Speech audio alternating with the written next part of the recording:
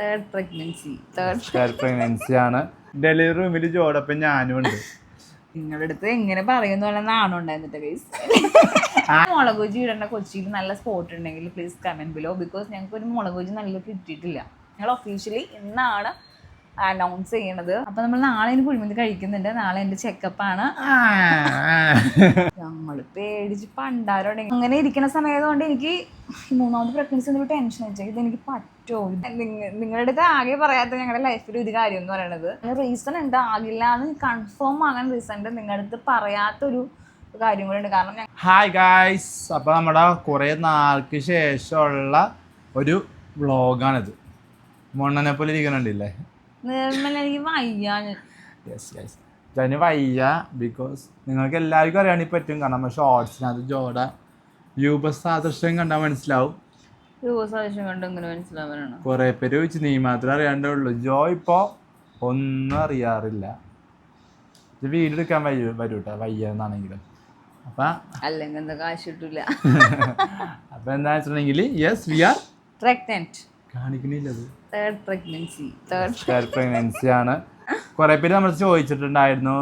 അതായത് നമുക്ക് കുറെ ഷോർട്സ് വീഡിയോ ചെയ്യുമായിരുന്നു ഇങ്ങനെ. അതായത് ഞങ്ങള് ആ സമയത്ത് പ്രഗ്നന്റ് ഒന്നും അല്ല. അപ്പൊ ആ ടൈമിൽ നമ്മൾ ഒരുപാട് പ്രഗ്നന്റ് വീഡിയോസ് എനിക്ക് തോന്നുന്നു ഷോർട്ടുകൾ കേട്ടോ, വീഡിയോസ് അല്ല ഷോർട്ട്. അതായത് പ്രഗ്നൻസി റിലേറ്റഡ് ആയിട്ടുള്ള റിവീലിംഗ് അങ്ങനെയായിട്ടുള്ള ഏറ്റവും കൂടുതൽ ഷോർട്ട് വീഡിയോസ് ചെയ്തേക്കണം എന്തായാലും ഞങ്ങളായിരിക്കും. അത് ഞങ്ങൾ ആർക്കും വിട്ടുകൊടുക്കില്ല. ഞങ്ങൾ തന്നെയാണ്. കാരണം നിങ്ങൾ തന്നെ ഞങ്ങളുടെ 100 കമന്റ് ഇത് മാത്രമുള്ളോ എന്നൊക്കെ ചോദിച്ച് കുറെ ചോദിച്ചിട്ടുണ്ട്. അങ്ങനെ അറ്റ് ലാസ്റ്റ് ഞങ്ങൾ അങ്ങനത്തെ ഷോർട്ട് ചെയ്തിട്ടാണോ ഇത് യാഥാർത്ഥ്യമായോന്ന് ചോദിച്ചു ഗൈസ്. അങ്ങനെ we are pregnant again on third pregnancy. അപ്പൊ ഞങ്ങൾക്ക് മൂന്നാമത്തെ ബേബി വരാൻ പോണേ. ആക്ച്വലി റിവീലിംഗ് ഞങ്ങൾ പ്ലാൻ ചെയ്ത് തുടങ്ങിയിട്ട് ഇപ്പൊ ഏകദേശം ഒരു കറക്റ്റ് ഞങ്ങളൊരു 1 month ബേബിക്ക് ഒരു 1.5 മാസം ആയപ്പോ ഞങ്ങള് അറിയണേണ്. അപ്പത്തൊട്ട് നമ്മൾ പ്ലാൻ ചെയ്യണേ. എന്നെ കാണുന്നുണ്ടോ? അപ്പത്തൊട്ട് നമ്മൾ പ്ലാൻ ചെയ്യണേണ്. മറ്റേ 1.5 ആണ്. അപ്പൊ സോ ഞങ്ങൾ അപ്പത്തൊട്ട് പ്ലാൻ ചെയ്യണേണ്. നമുക്ക് റിവീൽ ചെയ്യണം, അല്ലെങ്കിൽ ഷോർട്ട് വീഡിയോസിലൊക്കെ കാണുമ്പോ ആ ഒരു ഡിഫറൻസ് പക്ഷേ ഈ സംഭവം അറിയണം എങ്ങനെയാന്ന് വെച്ചിട്ടുണ്ടെങ്കിൽ എക്സ്പെക്ട് ചെയ്യണില്ല ജോ വീണ്ടും ഒരു പ്രഗ്നന്റ് ആകുമോ എന്നുള്ളത് എക്സ്പെക്ട് ചെയ്യണില്ല. അത് സത്യമുണ്ട്. കാരണം ഞാൻ തന്നെ ഇത് ടെസ്റ്റ് ചെയ്യാൻ മതി വിറ്റ ഇച്ച ഇത് കൊണ്ടുവന്ന് ചുമ്മാ കൊണ്ട് തന്നു. ഇച്ച ഞങ്ങൾക്ക് പീരീഡ്സ് ഡിലേ ആകുമ്പോൾ ജസ്റ്റ് ഞങ്ങൾ ചെക്ക് ചെയ്ത് നോക്കാറുണ്ട്. അത് ഞാൻ ചെക്ക് ചെയ്യാൻ കാരണം വെച്ചിട്ടുണ്ടെങ്കിൽ ജോ ഒരു ദിവസം നേരെ ഇറച്ചിക്കറി വെക്കാൻ നേരം ഛർദ്ദിക്കാൻ വരുമ്പോഴും ഇങ്ങനെ വന്നു.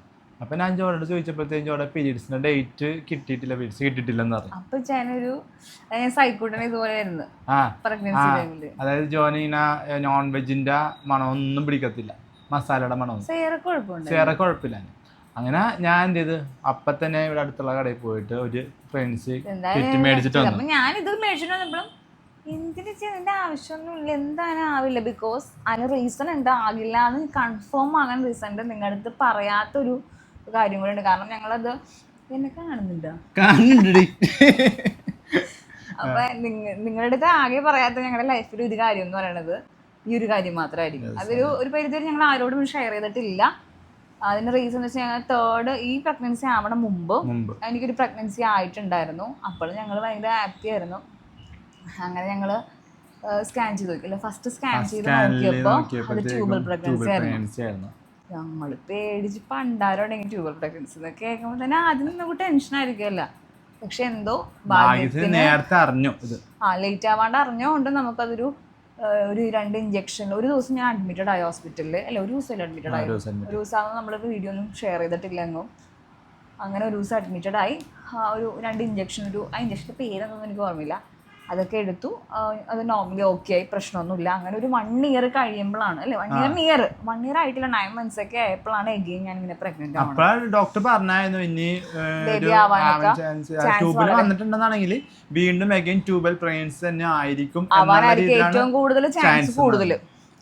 അപ്പൊ ഇതും ആയപ്പോ ഫസ്റ്റ് പേടിയായി, ഇത് ട്യൂബിലാണെന്നുള്ള ട്യൂബായിരിക്കും ടെൻഷൻ. കാരണം വീണ്ടും ട്യൂബ് എന്ന് പറഞ്ഞ ഹോസ്പിറ്റലിലോട്ട് ഡോക്ടറെ കണ്ടിട്ട് ഞങ്ങൾ വരും. കാരണം ഞങ്ങളുടെ ആ ടൈമിൽ തന്നെ പറഞ്ഞായിരുന്നു പ്രസവം നിർത്താൻ പറഞ്ഞായിരുന്നു. ട്യൂബൽ പ്രഗ്നൻസി റിസ്ക് ആയിരിക്കും ഇനി അങ്ങോട്ട് ഫ്യൂച്ചറിൽ വരുവാണെങ്കിൽ. കാരണം ഏജും എനിക്കതനുസരിച്ച് 30 വയസ്സായിട്ടുള്ള കേസ്. നിനക്കൊരു കാര്യം അറിയാം, ഞാൻ സൈക്കോട്ടിനെ പ്രസവിക്കണ 25ാമത്തെ വയസ്സിലാണ്. എൻ്റെ സേറന് 26ാമത്തെ വയസ്സിൽ. ഈ സമയത്തൊക്കെ എല്ലാവരും പഠിച്ചും കളിച്ചും നടക്കുന്ന സമയമാണ്. ഓട്ടവർ അങ്ങനെ എക്സ്ക്യൂസ് മീ അങ്ങനെ 30ാമത്തെ വയസ്സിൽ ഞാൻ അഗെയിൻ തേർഡ് പ്രഗ്നൻസി. ഈ പ്രഗ്നൻസി അപ്പം നമ്മൾ ഫസ്റ്റ് സ്കാനിൽ ഞങ്ങൾ ടെൻഷൻ അടിച്ചാണ് സ്കാൻ പോണത്. പക്ഷേ സ്കാൻ കണ്ടാലും നമുക്കറിയാം യൂട്രസിലാണെന്നൊക്കെ മനസ്സിലായെങ്കിലും ഡോക്ടറിൻ്റെ ഒരു കൺഫർമേഷൻ കിട്ടണ വരെ നമുക്കത് ഭയങ്കര ടെൻഷനായിരുന്നു. ആ ഡോക്ടർ പറഞ്ഞു എന്തിനാ പേടിക്കണം, ഇത് യൂട്രസിൽ തന്നെയാണല്ലോ, നോർമൽ പ്രഗ്നൻസി ആണ്, ഒരു പ്രശ്നമില്ല എന്ന് പറഞ്ഞു. പക്ഷെ ഞങ്ങൾക്ക് ഭയങ്കര സൈൻസ് ഏറെയും അത്യാവശ്യം വലിയ കുട്ടികളൊന്നും ആയിട്ടില്ലല്ലോ. ഒരാൾക്ക് 3 വയസ്സും ഒരാൾക്ക് 2 അല്ലേ, ഇപ്പൊ 2.5 3 ആ ഒരു ഏജ് ആയിട്ടുള്ളൂ. പക്ഷേ വെച്ചുള്ള ഗ്യാപ്പ് നല്ലൊരു ഗ്യാപ്പാണ്. പിന്നെ അവരിപ്പോ എനിക്ക് തോന്നുന്നു നോർമലി ഇപ്പത്തെ പിള്ളേരെ വെച്ചിട്ട് കുറച്ചും കൂടെ മെച്ചൂർഡ് ആണ് രണ്ടുപേരും. കുറെ കാര്യങ്ങൾ ഇപ്പൊ സയൂന് നമ്മുടെ കുറച്ച് കാര്യങ്ങളൊക്കെ ഞങ്ങൾക്ക് ഡിലീറ്റ് ആയി, ബാത്റൂമിൽ പോയിട്ടുള്ള അതായത് ടോയ്ലറ്റ് അതൊക്കെ നമുക്ക് സയൂനെ കുറച്ച് ഡിലേ ആയെങ്കിലും സൈക്കിളിന് ഇപ്പൊ പക്ഷേ ഓക്കെ ആണ് കേട്ടോ. അത് സേറമോളിലേക്ക് എത്തിയപ്പോൾ ഞങ്ങൾ കുറച്ചും കൂടെ എല്ലാം നേരത്തെ. അപ്പൊ ആ ഒരു ഒറ്റ റീസൺ കൊണ്ട് രണ്ടുപേരും ഇപ്പൊ ഏകദേശം ഒരുപോലെയാണ് എല്ലാ കാര്യങ്ങളും. ഞങ്ങൾക്ക് അധികം എന്താ പറയുക സ്ട്രെയിൻ ചെയ്യാൻ പറ്റില്ല. ഫുഡ് മാത്രം രണ്ടുപേരും ഒറ്റ കഴിക്കുന്നില്ല, ഒറ്റൊരു റീസൺ മാത്രം. അതിന് എന്തെങ്കിലും ഒരു കോമഡി ആർക്കെങ്കിലും അറിയാമെങ്കിൽ കമന്റ് ബിലോ. അതെ. അപ്പൊ അങ്ങനെ ഇരിക്കുന്ന സമയത്ത് കൊണ്ട് എനിക്ക് 3ാമത്തെ പ്രഗ്നൻസി ഒരു ടെൻഷൻ വെച്ചാൽ ഇത് എനിക്ക് പറ്റുമോ, ഇതുങ്ങളെ നോക്കി. അത് ഈ പ്രഗ്നൻസി തമ്മിൽ ഒരുപാട് ഗ്യാപ്പ് ഇല്ലാത്തതുകൊണ്ട് എന്നെ കാണുന്നുണ്ടോ? എനിക്ക് എന്നെ കാണുന്നുണ്ടോ ഡൗട്ട്.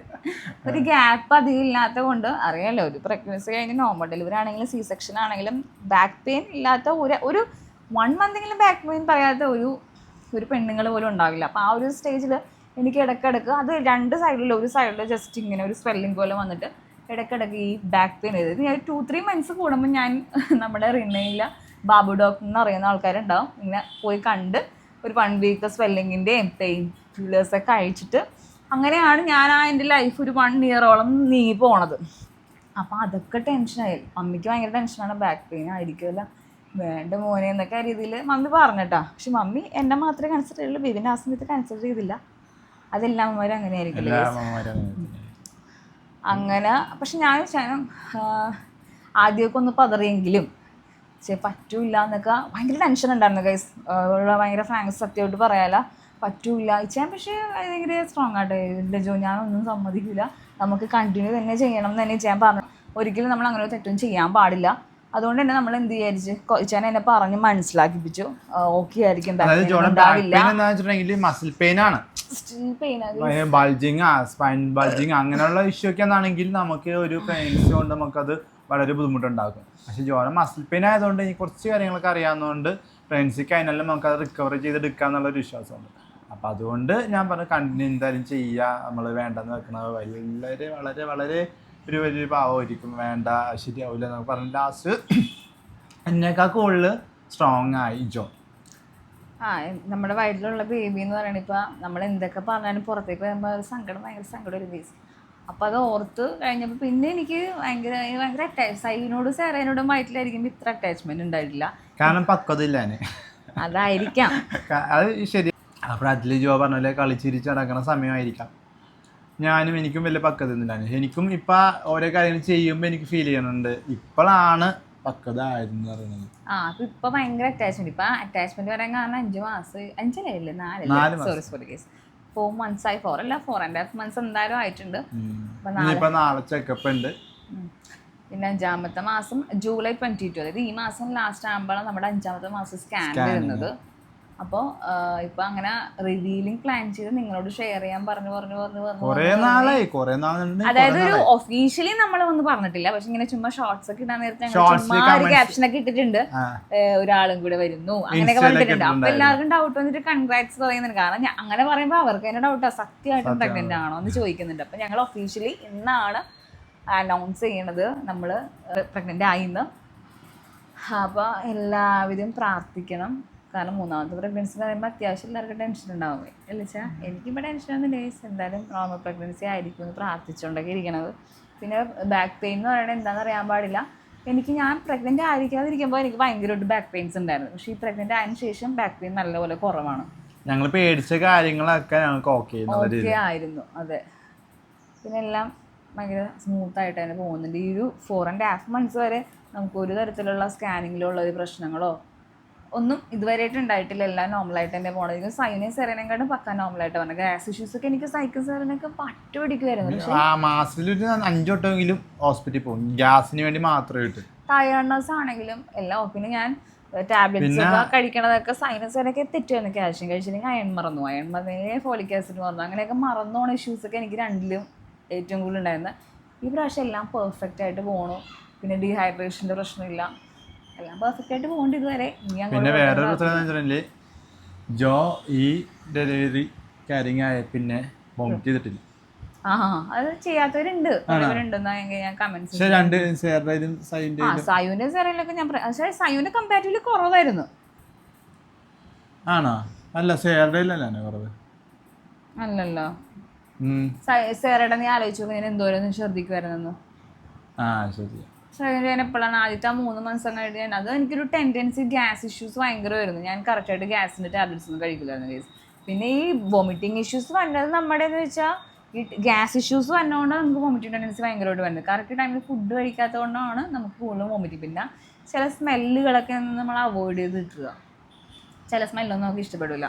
പിന്നെ ഫസ്റ്റ് പ്രഗ്നൻസി എന്ന് പറയണതേ നമ്മുടെ ഭയങ്കര ചേഞ്ചിങ് ആയിരിക്കും ആ സമയത്ത്. അപ്പം നമുക്കെല്ലാം ഭയങ്കര കുറച്ച് കൂടുതലായിരിക്കും. പിന്നെ 3ാമത്തെ പ്രഗ്നൻസി 2 പിള്ളേരെയും കൂടെ നോക്കി വരുമ്പോൾ ഛർദ്ദിക്കാനും സമയം ഉണ്ടാവില്ല, റെസ്റ്റ് എടുക്കാൻ സമയം ഉണ്ടാവില്ല, നമ്മുടെ കാര്യങ്ങളൊന്നും അങ്ങനെ കംപ്ലീറ്റ് ആയിട്ടൊന്നും ഫോക്കസ് ചെയ്യാൻ, ഞാൻ പ്രഗ്നൻറ്റ് ആണെന്ന രീതിയിലൊക്കെ ഉള്ള ഒരു ഫോക്കസിങ് ഒന്നും ഉണ്ടാവില്ല. 3 ഞാൻ അറിഞ്ഞിട്ടും കൂടി ഇല്ല. ഞാൻ 9 മാസം പോയി പ്രസവിക്കാൻ സമയത്താണ് അറിയണത് ഞാൻ പ്രസവിച്ചെന്ന് പറയണത്. ആ 9 മാസം കടന്നു. പക്ഷെ ഇപ്പം പിന്നെയും കുറച്ച് ടൈം പതിക്കുകയാണ്, കാരണം ഇവർ കുറച്ചും കൂടെ വലുതായത് കാരണം. സോ എന്നിട്ട് ഞാൻ വലിപ്പിക്കണില്ല. എന്താ ഞാൻ ഫുൾ ടൈം എൻ്റെ കൂടെ ഉണ്ട്. അതായത് ഏറ്റവും കൂടുതൽ നമ്മൾ ആഗ്രഹിക്കുന്ന കാര്യമാണ് ഹസ്ബൻഡ് എപ്പോഴും നമ്മുടെ കൂടെ 9 മാസം. പക്ഷെ എല്ലാവർക്കും അല്ല, ഇന്നത്തെ ഒരു ജനറേഷനിൽ എന്തായാലും സാധിക്കൂല അല്ലേ ചാ? സൈനസ് ഞാൻ കൂടുതലും പുറത്ത് പോയി ട്രെയിൻ ചെയ്യിപ്പിക്കുമായിരുന്നു. പക്ഷെ ഇപ്പൊ കൂടുതലും ഓൺലൈൻ മാത്രമേ ഉള്ളൂ. ആകെ ഒരാൾ മാത്രമേ ഉള്ളൂ ഇവിടെ പുറത്ത് പോയി ചെയ്യിപ്പിക്കും. അതും ഇവിടെ തന്നെ. നേരത്തെ എറണാകുളം കാക്കനാട് അങ്ങനെ അരച്ചിലായിരുന്നു. ഇപ്രാവശ്യം ഞാൻ അതുകൊണ്ട് നമ്മുടെ വീഡിയോയും പിന്നെ അതേപോലെ തന്നെ ഓൺലൈൻ മാത്രമായിട്ട് പോകുന്നു. അതുകൊണ്ട് ജോഡി പ്രഗ്നൻസിയിൽ കൂടെ തന്നെ ഉണ്ട്. അതുകൊണ്ടോ എനിക്ക് നടുവിനെ കുറച്ച് കുറവ്. ഞാൻ നിന്നെ നോക്കണോണ്ടാ, ചുമ്മാതാ. ഇന്നലെ ഞാൻ അയച്ചാന് പഴംപൊരി ഉണ്ടാക്കി കൊടുത്തു വേണോ കണക്ക് പറയണ്ടോള്. അത് ഇച്ചാന് വയ്യാതെ കേസ് മുട്ടുകൊണ്ടാണ്. അല്ലെങ്കിൽ ഞാനാ ഒന്നും ഉണ്ടാക്കി തരാറില്ല കേസ്, ഒന്നും. അതെന്താന്നറിയോ, നിങ്ങൾ ഇനിയുള്ള വീഡിയോസിൽ അറിയാണ്ട് അതെന്താന്ന് ഞാൻ പറഞ്ഞത്. എനിക്ക് ഇഷ്ടപ്പെടാത്ത രീതിയിൽ ഫുഡ് ഉണ്ടാക്കിക്കോട്ടെ. ഇവിടെ അമ്മിച്ചിടെ മസാല ജോന് ഇഷ്ടപ്പെടില്ല. ഞാൻ ഉണ്ടായിക്കൊണ്ടുവന്ന ഇതാരിക്കും ഉണ്ടായിക്കൊണ്ടുവന്നൊക്കെ അങ്ങനെയൊന്നും പറയാറില്ല, ഞാൻ കഴിക്കാറുണ്ട്. അതായത് എനിക്ക് ചില ടേസ്റ്റ് വെച്ചാൽ ഒന്നെങ്കിൽ ഉപ്പ് കൂട്ടിയിട്ട് അല്ലെങ്കിൽ മുളക് കൂട്ടി, അതായത് അതിന്റെ ചിലർക്ക് ഉണ്ടാക്കാൻ അറിയില്ല, അതുകൊണ്ടാണ്. പക്ഷെ ഞാൻ അക്സെപ്റ്റ് ചെയ്യണമായിരിക്കും. പക്ഷെ അതല്ല ഗൈസ്, എനിക്ക് അക്സെപ്റ്റ് ചെയ്യണമെന്നല്ല, അക്സെപ്റ്റ് ചെയ്യാൻ പറ്റില്ല. കാരണം ഞാൻ ഇത്തിരി കുറച്ച് കൂടുതൽ ഒരു ദിവസം തക്കാളിക്കറി ഉണ്ടാക്കി കൊടുക്കണ്ട, മുളക് കൂടി ഇട്ടിട്ട് എനിക്ക് സഹിക്കാൻ പറ്റുന്നുണ്ടായിരുന്നു. അതോടെ ഞാൻ പറഞ്ഞു ഇന്നും ഉണ്ടാക്കണ്ട, ഈ സാധനം വാങ്ങിച്ചത് ഞാൻ ഉണ്ടായിക്കോളാം. അങ്ങനെ ഞാനിപ്പോ രാവിലെ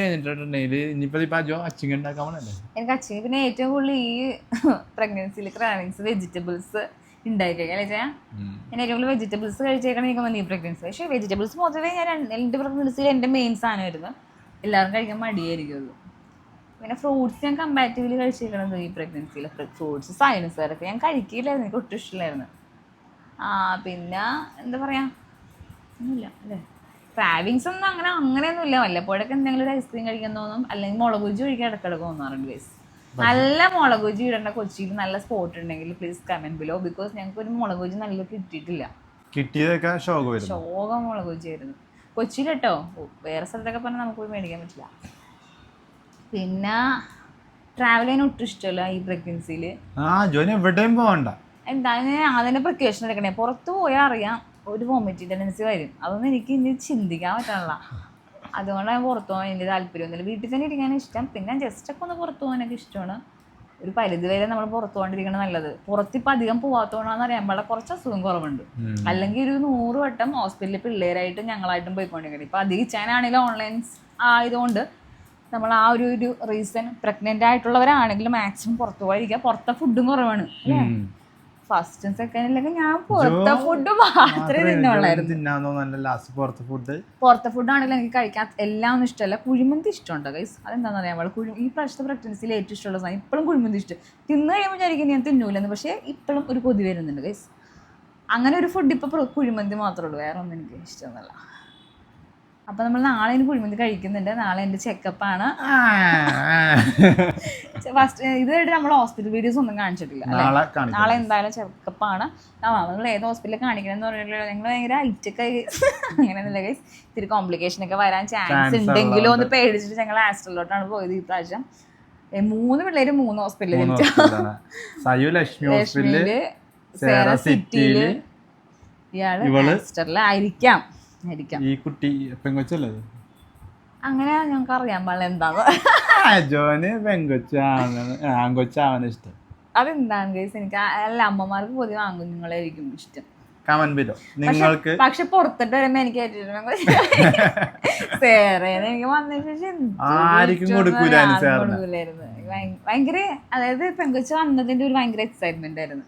കാരണം ഭയങ്കരമായിട്ട് എല്ലാവരും പറഞ്ഞ ആൺകൊച്ചായിരിക്കും എന്ന് പറഞ്ഞിട്ടിരിക്കണായിരുന്നു അല്ലേ. ആകെ എൽസാൻറ്റി മാത്രം, അതായത് എൻ്റെ പപ്പയുടെ അനിയന്റെ വൈഫ് മാത്രം പറയുമായിരുന്നു അത് പെങ്കൊച്ചാണ്. ആ സ്നേഹം ഇപ്പോഴും ഉണ്ട് ജോനി. അതന്നെ എൽസാൻറ്റി എന്ത് പറഞ്ഞാലും ഞാൻ ആണോന്ന്. അങ്ങനെ 4.5 മാസത്തിൽ ഞങ്ങള് പ്രഗ്നൻസി റിവീലിംഗ് ഇത്രയും ലേറ്റ് ആയിട്ട് ചെയ്ത് വേറെ വ്ളോഗേഴ്സ് ഉണ്ടാവില്ല എന്തായാലും. നിങ്ങളുടെ അടുത്ത് എങ്ങനെ പറയുന്ന ആണോ ഉണ്ടായിരുന്നിട്ട് ഗൈസ്?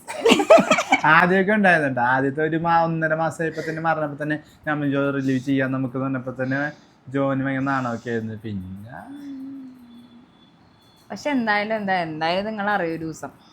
ഈ പ്രശ്നം എല്ലാവരും അറിഞ്ഞ് അല്ല, ഞാൻ ഈ പ്രശ്നം ഞങ്ങളുടെ ആഗ്രഹം എന്ന് വെച്ചാൽ ഡെലിവറി വീഡിയോ വരെ നിങ്ങളെ കാണിക്കണമെന്ന് പറഞ്ഞപ്പോൾ നമ്മൾ ഈ പ്രശ്നം നിങ്ങളെ കാണിക്കും. ഡെലിവറി വീഡിയോസ് ഇല്ലല്ലോ കേസ്. എന്റെ, അതായത് ഒരമ്മ എത്ര വേദന സഹിച്ചാണ് ഒരു കുഞ്ഞിനെ പ്രസവിക്കുന്നത്. ഇപ്രാവശ്യം ജോടൊപ്പം ഞാനും ഉണ്ട്. ഡെലിവറി റൂമിൽ ജോടൊപ്പം ഞാനും ഉണ്ട്. വോട്ടെവർ, എന്തായാലും ഡെലിവറി വരെ വളരെ സ്മൂത്ത് ആയിട്ട് ഹാപ്പി ആയിട്ട് ബേബി വളരെ ഹെൽത്തി ആയിട്ട് ഇരിക്കാൻ വേണ്ടി എല്ലാവരും പ്രാർത്ഥിക്കണം. പിന്നെ സൈനെ സേറേനെ ഓർത്തിട്ട് ചെറിയ ടെൻഷനും സങ്കടമൊക്കെ ഉണ്ട്. അവർ കുഞ്ഞുങ്ങളല്ലേ വേറെ. പിന്നെ സൈനെ സേറയുടെ കാര്യങ്ങൾ എനിക്ക് തന്നെ നോക്കണം എന്നുള്ളൊരു, അതിപ്പോഴും അങ്ങനെ തന്നെ. ഇപ്പൊ ഫുഡ് കൊടുക്കാന്ന് ഞാൻ പറഞ്ഞിട്ടുണ്ടായിരുന്നു, ജോന് അത് സാറ്റിസ്ഫാക്ഷൻ ആവത്തില്ല. ജോ തന്നെ വയ്യെന്നാണെങ്കിലും വേനയാണെങ്കിലും ശരി, ടയർനെസ് ആണെങ്കിലും കുത്തിരുന്ന് ഫുഡ് കൊടുക്കൂട്ടോ. അതിന്റെ ഒരു ഇതൊക്കെ ഉള്ളത് കൊണ്ടാണ് എനിക്ക് ഇങ്ങനെ വരുമ്പോ അവര് ഓക്കെ ആയിരിക്കും എന്നൊക്കെ ഇത്. എന്തെങ്കിലും ആവട്ടെ, നമുക്ക് ദൈവം എന്തെങ്കിലുമൊക്കെ തന്നിട്ടുണ്ടെങ്കിൽ എല്ലാത്തിനും സൊല്യൂഷനും ദൈവം കണ്ടുപിടിച്ചിട്ടുണ്ടാവും. അത് ഇതുവരെ എൻ്റെ ലൈഫിൽ അങ്ങനെയാണ്. സോ ഇനി ഞാൻ അങ്ങനെ തന്നെ വിശ്വസിക്കണം. നിങ്ങളും പ്രാർത്ഥിക്കണം. ഇത് 100 വട്ടം പ്രാർത്ഥിക്കാൻ പറഞ്ഞിട്ടുണ്ട്. അപ്പോൾ ഇനി വേറെ ഒന്നുമില്ല ഗൈസ്. അപ്പം നമ്മൾ പ്രഗ്നൻ്റ് ആണെന്ന് നിങ്ങളോട് പറഞ്ഞു. നിങ്ങൾ നമ്മുടെ കൂടെയുള്ള ആ പ്രഗ്നൻസി ജേണിയിൽ ജോയിൻ ചെയ്യുന്ന തൊട്ട് നമ്മൾ അപ് ടു ഡേറ്റ് ആയിട്ട് വ്ളോഗ് എന്തായാലും ചെയ്യാൻ തീരുമാനിച്ചിട്ടുണ്ട്. കാരണം ഞങ്ങൾക്കൊരു മെമ്മറിയും കൂടിയാണ്. കാരണം സൈക്കൂട്ടൻ നമുക്ക് അങ്ങനത്തെ ഒരു മെമ്മറീസ് ഒന്നും എടുക്കാൻ പറ്റില്ല. സേറയുടെ ഒരു ഫുൾ പ്രഗ്നൻസി എൻ്റെ ഉണ്ട്, അത്യാവശ്യമുണ്ട്. അവളുടെ ഒരു പ്രഗ്നൻസി പീരീഡ്, ഡെലിവറി ഡേ, അതൊക്കെ പക്ക വീഡിയോ. അപ്പം നമുക്ക് കുറേ നാൾ കഴിഞ്ഞ് കാണുമ്പോൾ സേറയൊക്കെ വലുതായി കാണുമ്പോൾ ഒരു മെമ്മറിയാണ്. അങ്ങനെ തുടങ്ങിയ ഒരു യൂട്യൂബ് ചാനലാണ്. അമ്മച്ചിയോട് വിളിക്കേണ്ട അവിടെ ഭയങ്കര പ്രശ്നമുണ്ട് ഗൈസ്. അപ്പോൾ എല്ലാവർക്കും വീഡിയോ ഇഷ്ടപ്പെടുന്ന വീഡിയോ ഇഷ്ടപ്പെട്ട എല്ലാവരും like, share, comment and by.